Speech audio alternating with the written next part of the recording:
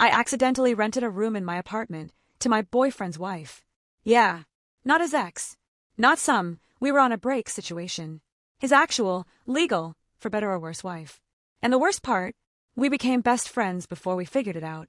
My name's Lena, I'm 23, and this all started because my landlord loves raising the rent more than he loves his own children. I live in a small city apartment.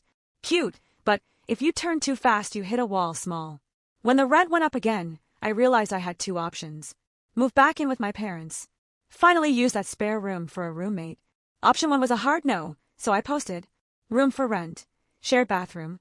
Cheap. No creeps please upside down face. The day after, my phone blew up.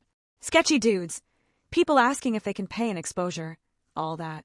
I was about to give up when one message stood out. Hi, I'm Anna, 29F, nurse. Night shifts, clean, quiet, can pay on time. Can I come see the room? Nurse. Night shifts, clean, quiet. That's like the roommate jackpot. We set up a time for the next day. While I was vacuuming like my life depended on it, my boyfriend Luke texted. Can't wait to see you tonight, babe. Might crash after shift, I'm exhausted. Luke is 27, paramedic, and when I tell you he's charming, I mean movie-level charming. We've been dating just over a year, and he was that guy everyone tells you don't screw this up about. He'd bring food to my work on his break. He remembered my exam dates. When my car died, he drove me to class for a week at 6 a.m. without complaining. We weren't living together, but he kept hinting. Once things calmed down at work, maybe we could make it official, you know? Move in. I was already mentally picking out curtains. Anna arrived exactly on time. She was one of those women who look effortlessly put together, even in basic jeans and a hoodie. Hair in a loose bun, tired eyes, polite smile. Hey, I'm Anna, she said, sticking out her hand. Sorry if I smell like work. Someone thought it was a good idea to spill soup and blood in the same 10 minutes. Nurse humor. Great. We walked around the apartment. She liked the room, the price, my cat, everything.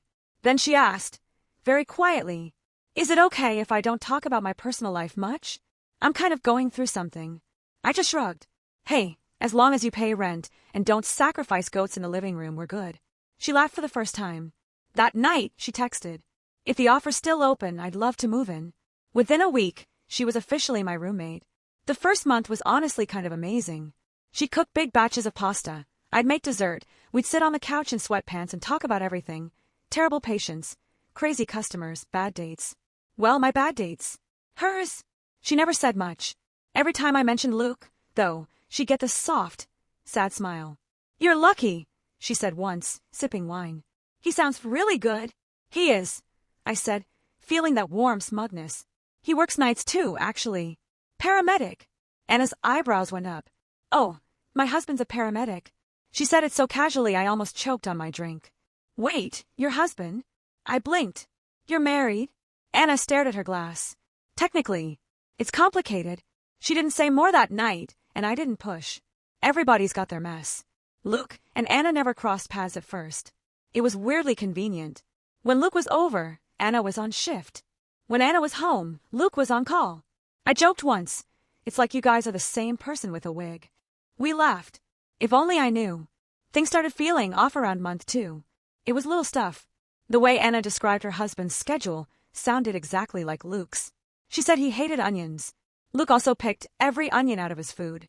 She had a mug that said, World's okayest paramedic. I'd seen the same design in Luke's locker when he took me to the station tour. Coincidences. That's what I told myself. Still, my brain started playing connect the dots. One night, Anna and I were on the couch, watching trashy dating shows. Luke texted, Sorry, babe. They called me in early. I'll make it up to you. Promise. Red heart.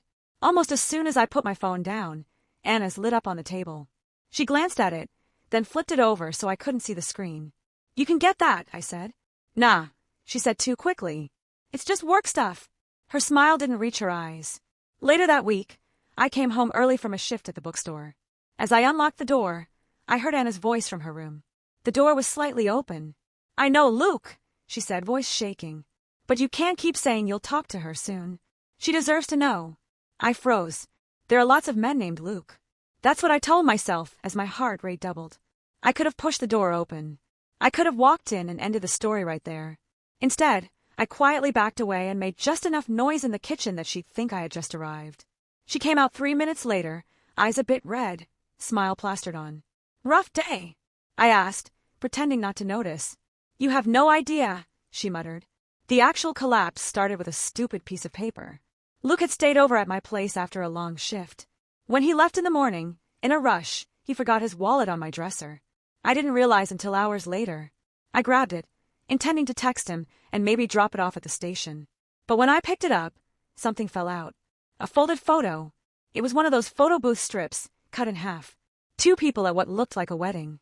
The woman was laughing, hair in an updo, face turned just enough that I couldn't see her fully. The man, though, I recognized the side of his face. Luke. Same jawline. Same ridiculous dimple. He was wearing a suit I'd never seen before. On the back, in neat handwriting. To Luke, forever your wife. A&L 5/6 ring. My mouth went dry. Forever your wife. My brain tried to explain it away. Maybe it was an X. Maybe he'd already told me and I'd forgotten. Maybe A&L stood for something else. I shoved the photo back and pretended the cold feeling in my stomach wasn't panic. That night, as if the universe wanted to slap me harder, Anna left a folder on the kitchen table while rushing to get ready for work. Paper spilled out. Bills, pay stubs, and a marriage certificate. You know that feeling in movies when sound cuts out and there's just ringing? Yeah. There, in black ink. Anna, her last name. Luke, same last name as on his ID. Date of marriage, May 6th. A&L, May 6th. I stared at it so long my eyes watered. Again, I could have confronted her right there. Instead, I did something I'm not proud of. I took a photo of the certificate with my phone and put everything back exactly where it was. If I came at either of them, I needed more than vibe and looks like the same jawline. I work in a bookstore, not the CIA, but even I know how to use a cheap indoor camera from Amazon. I ordered one that same night, telling myself it was for safety and because landlords shouldn't just walk in whenever they want. Real reason. I needed to see what happened when I wasn't home. A week later, the camera arrived. Tiny, black, easy to hide. I set it up on the bookshelf in the living room, pointing toward the front door and kitchen. Tested it. It sent clips to my phone whenever it sensed movement. Perfect. A few days passed. Some boring clips of Anna making coffee, me stumbling and half asleep. Nothing crazy. Then came that night. Luke texted in the afternoon. "Babe, I know I've been MIA. Can I come over tonight? I just want to hold you and sleep for 12 hours. I said yes, obviously. An hour later, Anna poked her head into my room. "Hey, I'm actually taking a double shift tonight," she said. "Won't be back till morning. Do you mind if I leave my laundry in the machine?" "Sure," I said. "Luke's coming over anyway." She froze just a fraction of a second. "That's nice," she managed. "You guys haven't had much time together lately." If this was a movie, ominous music would have played. That evening, Luke texted again. Something came up. "I might be late. I'll try to call." Spoiler, he didn't. I fell asleep on the couch around midnight. Phone in hand, no Luke. At 2:13 a.m., my phone buzzed with a notification from the camera app. Motion detected, living room. Half asleep, I brushed it off. Probably just Anna coming home early. In the morning, with that weird anxiety hangover, I remembered and opened the app. There was a clip from 2:14 a.m. I pressed play. The front door opened. Luke walked in. My heart did that weird hope thing. Then, another figure stepped in behind him. Anna. She was laughing quietly, kicking off her shoes. Luke set down a bag of takeout like it was the most normal thing in the world. He wasn't in paramedic gear. He was in the hoodie he kept at my place. He put an arm around her shoulders and kissed the top of her head. "Told you I had to check on my girlfriend," he joked. "She actually bought it." Anna swatted his chest. "Don't," she whispered. "I feel bad enough already." Bad. Enough. Already. My chest physically hurt. They walked further into the living room. I watched myself sleeping on the couch in the corner of the frame, completely unaware. Luke looked over at my unconscious lump and snorted. "She could sleep through a hurricane," he said. "Come on, let's go to your room." Anna hesitated. "Luke, this is insane. She thinks you're going to move in with her." He shrugged. "And you think we're going to fix our marriage?" he said casually. "Why can't you both be happy for a little while?" That line made me feel sicker than anything else. Like we were toys he'd borrowed from the same store. They disappeared into Anna's room. The clip ended. I sat there on the edge of my bed, shaking so hard I almost dropped the phone. There it was. No more coincidences. No more maybe. My boyfriend and my roommate, my best friend, were not just connected. They were married, and cheating on each of us with each other. It took me 2 hours to stop crying long enough to think straight. Rage came first. I wanted to storm into Anna's room, throw Luke's stuff out the window, scream until my throat bled. But then another thought slipped in. What if I'm not the only one he's lying to? Anna genuinely looked guilty on that video. She told him he needed to talk to her, me. She cried on the phone about fairness. If he could convince me I was his future, what had he told his actual wife? So I made a choice. I waited. Around noon, Anna shuffled out of her room, hair messy in a big t-shirt. She jumped when she saw me sitting at the kitchen table, surprisingly calm. "Oh," she said. "You're home." "Yeah," I said. "Long night." She opened her mouth, then closed it. "I didn't know you were on the couch. I thought you were at work." There it was. She already knew something was wrong. I slid my phone across the table. "I think we should watch something together," I said. The clip started to play. Her face drained completely of color. She didn't blink, didn't breathe. By the time Luke said, "Why can't you both be happy?" tears were running down her face. I'm so sorry," she whispered. "I'm not the one you made vows to," I said quietly. "But thanks." She wiped her cheeks, handshaking. "He told me you were an ex who wouldn't let go," she said. "That you kept showing up in his life and messaging him. He said you were unstable." You thought I was crazy," I finished for her. "Funny. He told me his wife left him a year ago. That you cheated. That he was trying to move on, but you kept asking for one more chance." We sat in silence, the weight of all his lies suffocating the room. Then Anna did something I didn't expect. She laughed. It wasn't happy. It was that hysterical, exhausted laugh people make on true crime documentaries. "You know what's wild?" she said. I believed him every time, even when it didn't make sense. Because the alternative was admitting I wasted 5 years of my life on a stranger. I nodded slowly. "Yeah," I said. "I get that. We could have turned on each other. I could have called her a homewrecker. She could have called me a mistress. Instead, we both looked in the same direction. At Luke. "Okay," I said, wiping my eyes. "So, what do we do about our shared trash?" Anna sniffed. "We take it out." The plan was simple. We invited him to dinner. I texted Luke. "Hey, can we do a real date night on Friday? No cancellations, no excuses. I miss you." He replied in under a minute. "Of course. I'll bring your favorite takeout. I'm so sorry about the other night, babe. Long talk. Red heart." Meanwhile, Anna texted him. "I made a reservation for us at home Friday. We really need to talk about everything. No shifts, okay?" He replied to her, too. "Wouldn't miss it. I love you. We'll figure it out." 2 women. Same night. Same man. He either didn't realize our texts would overlap, or he thought he was that good. Friday rolled around. Anna and I cleaned the apartment like we were preparing for an exorcism. We set the table nicely. Candles. Wine glasses. The kind of scene you'd see in a romantic movie. Except this was a horror film. I hid another camera on top of the fridge, just in case. At exactly 7:02 p.m., we heard keys in the lock. Luke walked in, holding 2 bags of takeout and wearing that stupid boyish smile. "Hey, babe," he called, stepping into the living room. "I brought." He froze, because sitting side by side on the couch were both of his babes. Me. And his wife. "Hi, Luke," I said, crossing my legs. "We thought it'd be nice to have dinner together. You know, as a family." His face went through denial, confusion, and terror in about 3 seconds. "Lena, what are you doing here?" he blurted, then realized how dumb that sounded. "I mean, Anna, why? Why am I in my own apartment?"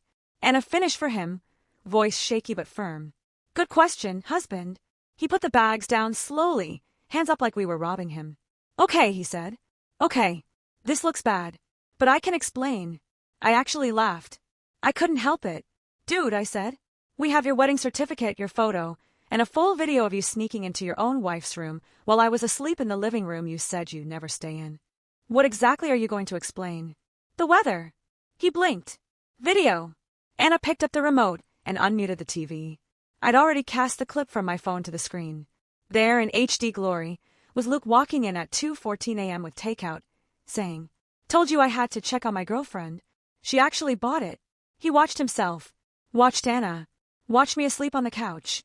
He actually tried to smile. "That looks worse than it is," he said. Anna stared at him like he'd grown a second head. "Worse than you cheating on both of us?" she asked. "On your wife and your girlfriend? In the same apartment?" He ran a hand through his hair. "I didn't mean for it to get this far," he said softly, looking at me. "Lena, you know I love you." Anna flinched. He turned to her. But I love you too, he rushed. We've got history, Anna. You and me, we've built a life. I was trying to figure out how to. To what? I cut in. Rotate us. Like laundry. Whites on Monday, colors on Tuesday. That got a bitter snort out of Anna. He sighed. I didn't want to hurt anyone, he insisted. I thought I could just buy some time until I knew who I wanted to be with. So you decided to be with both, I said. His eyes flashed with irritation. You're making this sound worse than it is, he snapped. People make mistakes. Anna stood up so fast her chair scraped the floor. A mistake is forgetting a birthday, she said, voice shaking. A mistake is lying once and confessing. You kept 2 separate relationships, going for over a year. You brought her into our lives, and then brought me into hers like some kind of sick joke. He looked between us, realizing there was no charming his way out. So what now? He asked quietly. You both just leave. That's the plan, I said. But not before we clean up. Anna took a deep breath. I'm filing for divorce, she said. You have until Sunday to get your things out of the storage unit. I already talked to a lawyer. He turned pale. Anna, come on. Don't throw away 5 years over. She held up a hand. You threw it away, she said. I'm just taking out the trash. Then she looked at me. Lena. I met his eyes one last time. For the record, I said, I would have moved mountains for the version of you I thought was real. I would have fought for you. But that guy doesn't exist. I got up, walked to the door, opened it. Get out of my apartment, I said. Both of ours. He hesitated, like he expected one of us to break, to cry, to beg him to stay. Neither of us moved. He finally grabbed the takeout bags with shaking hands and walked out. The door clicked shut. Anna exhaled a breath she'd been holding for 5 years. I realized I'd been holding mine too. We looked at each other. Then, completely unexpectedly, we burst out laughing. Ugly, messy, can't breathe laughing. Because what else do you do when your roommate turns out to be your boyfriend's wife, and you both just kicked him out like a bad roommate? The weeks after were weird. Some nights Anna cried behind her door. I heard it and pretended I didn't. Some nights I cried in the shower. She pretended she didn't hear. We healed in parallel. Luke tried, of course. 3 days later, he sent me a long email. I messed up. I'm going to therapy. I was scared of commitment, scared of losing you, scared of hurting Anna. Can we talk? I archived it. He sent Anna flowers. She donated them to the hospital lobby with a note saying, from someone who doesn't deserve flowers. Eventually, the messages stopped. You'd think that was the end, right? Except 3 months later, I got a DM on Instagram from a girl I didn't know. Hi, a weird question. Did you ever date a paramedic named Luke? Because I think I just rented a room to his single friend, and something feels off. I just stared at the screen and laughed until tears came again. Because apparently, some people don't change. They just change zip codes. I sent her one message back. Grab a camera. Check his stories. And if you ever want the full story, call me. I've got receipts. And that's how I accidentally rented a room to my boyfriend's wife. And ended up kicking him out of both of our lives at the same time.